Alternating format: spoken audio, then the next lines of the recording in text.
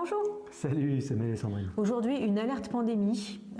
Aujourd'hui, on a une épidémie de cerfs zombies et ça pourrait très bien s'étendre à l'homme, alors que c'est une maladie extrêmement dangereuse, incurable, tout simplement. Ouais. Alors, on dit que ça pourrait s'étendre à l'homme. C'est pas une supposition, ça existe déjà. C'est une maladie qui est mortelle pour l'homme et il y a déjà eu des épidémies il y a déjà des épidémies humaines de cette maladie-là. C'est la maladie de Creutzfeldt-Jakob, qui est une maladie à prions, qui est mortelle à 100%. C'est une épizootie, le ouais. vrai mot. Alors nous on dit épidémie parce que voilà, ça c'est quand on parle de l'homme, de l'humain, voilà. Mais c'est une maladie. Alors il y a eu déjà la tremblote de mouton, il y a eu la maladie de la vache folle. C'est Creutzfeldt-Jakob. C'est une maladie. Alors c'est quelque chose de très spécial parce que c'est pas un virus, c'est pas une bactérie, c'est pas un champignon. Ouais. L'agent pathogène, c'est une protéine qui existe à l'état naturel dans le corps humain sous forme de cellules, mais cette protéine, on ne sait pas pourquoi, à un moment donné, elle s'est déformée, on dit qu'elle s'est dépliée ou qu'elle s'est repliée, bref, elle a une géométrie qui fait qu'elle devient mortelle, et en plus, elle va contaminer ou elle va reprogrammer les protéines qui sont autour d'elle de manière à s'étendre, à se propager dans le corps. Alors aujourd'hui, elle touche tous les cervidés du monde. Alors on en a trouvé au Canada, on en a trouvé aux USA, on en a retrouvé en Corée du Sud, en Suède, en Norvège, bref, partout où il y a des forêts assez grandes pour accueillir des cervidés. Les cervidés sont malades, ils deviennent des zombies. C'est très très grave parce qu'il y a eu un cas de décès de cervidés aux États-Unis, aux USA, dans le parc de Yellowstone. Pourquoi c'est grave? Parce que le parc de Yellowstone est visité par des millions d'humains touristes par an, et il y a des milliers de personnes qui mangent de la viande de cervidés qui viendrait du parc de Yellowstone. En clair, la maladie s'est déjà étendue à l'humain. Ils attendent juste le moment où ça va se déclarer. Alors on dit que c'est une maladie qui touche le cervidé, ça touche beaucoup d'autres mammifères, y compris l'être humain, pour peu de consommer la chair contaminée d'un animal malade. Donc les cerfs sont chassés. Il y en a aussi qui meurent dans la nature, qui sont mangés par des charognards, qui sont mangés aussi par d'autres prédateurs, qui aussi sont chassés et qui se retrouvent dans la chaîne alimentaire de l'être humain. Donc à un moment donné, d'ailleurs les scientifiques le disent, l'être humain a déjà mangé de la cerf de cervidés contaminés du Yellowstone.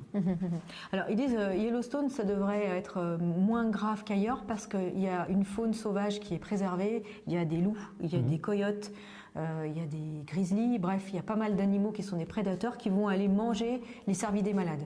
Par contre, c'est eux qui seront contaminés derrière. Et après, leur chair va être mangée par d'autres animaux, etc. etc. Donc, Et là, ce qui est inquiétant dans cette affaire, c'est qu'on parle de Yellowstone, mais en fait, il y a des cas en Norvège, il y a des cas en Suède, il y a des cas en Corée du Sud, il y a des cas dans le monde entier. Et ça s'est déclenché à peu près en même temps. Donc, les gens se demandent pourquoi? Qu'est-ce qui s'est passé?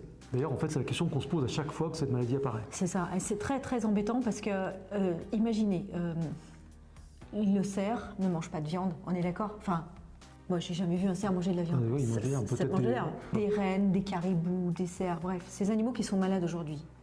Ils ne mangent pas de viande. Donc, comment ça se fait qu'ils sont malades? D'où ça vient? Pourquoi? Cette maladie, en fait, c'est un prion. Ça s'appelle prion, P-R-I-O-N. Comment est-ce qu'il est arrivé jusqu'à eux? Ça m'intrigue quand même. Parce qu'en fait, la contamination se fait en mangeant de la viande contaminée. Donc qui contient le prion. Qui contient le prion. Et chaque fois que ça apparaît, donc typiquement, même quand il y avait des épidémies chez les êtres humains, c'était souvent dans des ethnies cannibales, par exemple en Nouvelle-Guinée. Il y a eu une grosse épidémie, ou en tout cas, on s'est rendu compte que cette épidémie existait dans les années 50, parce que les indigènes funéraires, ils mangeaient les morts. Quand quelqu'un était mort, en fait, ils le partageaient entre les membres de la famille. C'était une façon de lui rendre hommage, ça fait partie de la lutte. Et donc, d'ailleurs, il y avait un épisode de X-Files sur cette pratique-là, où ça s'appelle la maladie Kourou. À l'époque, ils appelaient la maladie Kourou, K-U-R-U, qui était propagée par le cannibalisme des morts. C'est la même chose dans la nature. Quand un animal mange un animal mort qui avait le prion, il l'attrape. Par contre, normalement, il ne doit pas l'attraper en mangeant de l'herbe. Non, ça c'est très bizarre. D'où est-ce que ça vient? Est-ce que ça viendrait par exemple d'éco-terroristes qui se seraient amusés à libérer des prions comme ça et qui se seraient amusés à contaminer des cervidés? On sait pas. Et c'est très bizarre.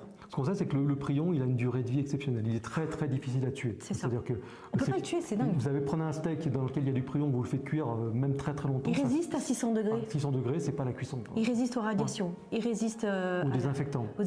Il résiste à 600 degrés. C'est-à-dire que pour le tuer, il faut vraiment y aller, quoi. Il résiste bien sûr aux antibiotiques, etc. Puisque il résiste au temps. C'est pas une bactérie. Il résiste même au temps très très longtemps. Très longtemps. Puisqu'il y avait même à une époque, on parlait de... C'est pendant la vache folle, je crois. Ouais, pendant la vache folle, d'une contamination qui était liée à des momies égyptiennes. C'est ça. Parce qu'en En fait, ils auraient ramené des momies égyptiennes, c'était en Angleterre, Ouais, pour nourrir le bétail avec de la protéine, parce que c'était très riche. Et ces crétins, d'abord, ça se fait pas de faire ça, mais bon, bref. Et ça, c'est c'était n'importe quoi de faire ça. début du XXe siècle, quoi. Et du coup, qu'est-ce qu'ils ont fait? Ils ont donné à leurs animaux, alors c'était des vaches, c'était des moutons, bref, une farine très haute, très riche en protéines, et ça, c'était des protéines humaines, c'est n'importe quoi, qui contenait le prion.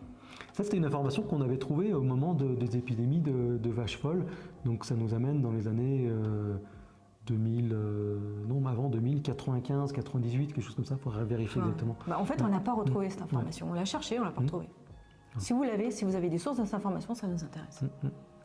Et donc, les biologistes, les scientifiques qui étudient le prion, envisageaient, étaient prêts à accepter qu'on puisse être contaminé par un prion qui datait des momies égyptiennes, c'est-à-dire 3000 ans, 4000 ans. Quoi.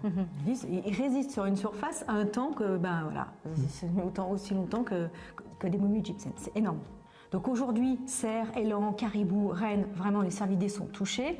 Il y aurait 800 cas déjà aux États-Unis de cervidés malades, mais c'est ceux qui sont comptés pour l'instant, qui ont été détectés, sans compter ceux qui auraient déjà été mangés, ceux qui seraient déjà morts et qu'on n'aurait pas retrouvés. Donc on est déjà face à une épidémie. Aujourd'hui, ça ne s'est pas encore déclaré à l'être humain, mais ce sera le cas demain. Il est probable que ce soit quelque chose dont on va parler, dont les médias vont parler dans les mois qui viennent. Quoi. C'est ça. Donc cette maladie, on l'a dit, c'est ni un virus, ni un champignon, ni une bactérie, c'est un prion, c'est une protéine. Si elle n'est pas évacuée par le corps, elle va contaminer tout le système neurologique qui va se dégrader, qui va transformer, là dans ce cas-là, les cervidés en zombies. C'est pour ça qu'on parlait de la vache folle, parce que se transformer en vache folle, parce que c'était quelque part une vache zombie. Alors le symptôme de la maladie, si vous rencontrez un cerf, si vous croisez un cerf, un renne, un caribou, qui bave, qui est tout maigre, qui a des membres paralysés, qui marche mal, qui est tout maigre, on voit ses côtes, il a le regard vitreux, il a un comportement agressif. Bref, si vous voyez un cerf, un caribou, un renne, qui a un comportement de zombie, c'est très certainement parce qu'il est touché par la maladie. Ouais. C'est l'encéphalopathie spongiforme bovine, ce qu'ils appelaient ça comme ça. Maladie de Creutzfeldt-Jakob. Il y a une détérioration progressive des capacités cognitives qui va mener jusqu'à la démence. L'animal a des convulsions et ensuite il meurt. Et le problème, c'est qu'aujourd'hui, il n'y a aucun moyen de soigner. Que ce soit un mouton, une vache, un cervidé ou un humain, quand il attrape cette maladie, aujourd'hui, on n'a aucun remède. Aucun. Il y a des vidéos qui existent, il y a des documents qui existent sur la Nouvelle-Guinée, où les ethnologues étaient rentrés au centre de la Nouvelle-Guinée, qui avaient trouvé ces tribus dans lesquelles en fait, il y avait des zombies.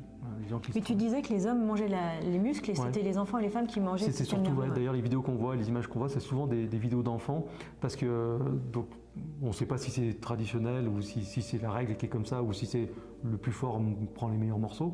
Mais les êtres humains, donc je crois que c'était la tribu Fort en Nouvelle-Guinée, c'est des indigènes de Nouvelle-Guinée. Les hommes mangeaient les muscles dans lesquels il n'y avait pas le prion, et les enfants et les femmes mangeaient le système nerveux central, donc le cerveau, la moelle épinière, d'autres organes. Et c'était là-dedans qu'on va trouver le prion. Donc c'était majoritairement les femmes et les enfants qui étaient touchés, et la plupart des documents qu'on trouve, on va essayer de vous en retrouver, montrent des enfants zombies en fait, qui bavent, qui ont le regard complètement vide, qui sont moitié paralysés, maigres, qui ont des convulsions et qui en fait, qui se transforment comme s'ils n'avaient plus de cerveau, en fait, ils déambulent comme ça sans but. Quoi. Ouais, c'est horrible. C'est horrible parce qu'aujourd'hui, il n'y a pas de remède. C'est-à-dire que si ça s'étend à l'être humain, comme ça risque d'être le cas, il n'y a pas de remède. Ça s'était arrêté en Nouvelle-Guinée parce que c'était le gouvernement australien qui avait dit « Hey les gars, arrêtez, ça ne se fait pas de manger les morts ». Et c'était comme ça, donc en rééduquant il y a des gens qui vont trouver que c'est pas correct de dire ça, mais en expliquant aux gens que voilà, si vous voulez arrêter d'être malade, arrêtez de manger papy-mamie quand ils sont morts. Oui, parce que la maladie venait de ça. Donc voilà, une alerte, si demain on vous commence à vous dire qu'il y a des humains qui commencent à avoir des comportements bizarres, qui commencent à avoir le regard vitreux, à baver, à avoir des convulsions, à devenir maigre, à avoir du mal à se déplacer, bref, à se transformer en zombie, il y a des chances que ça soit, enfin des chances. Il y a une grosse probabilité que ça vienne de cette maladie des cerfs zombies. Alors il y a tous ceux qui ne veulent pas qu'on mange de viande, qui vont dire on vous l'avait dit, il fallait pas manger de viande. Oui, mais les cerfs non plus, ils ne mangent pas de viande. Donc quand même, il y a quelque chose là. N'oubliez pas, on vous l'aura dit. Les cerfs ne mangent pas de viande et ils sont quand même malades, donc bizarre.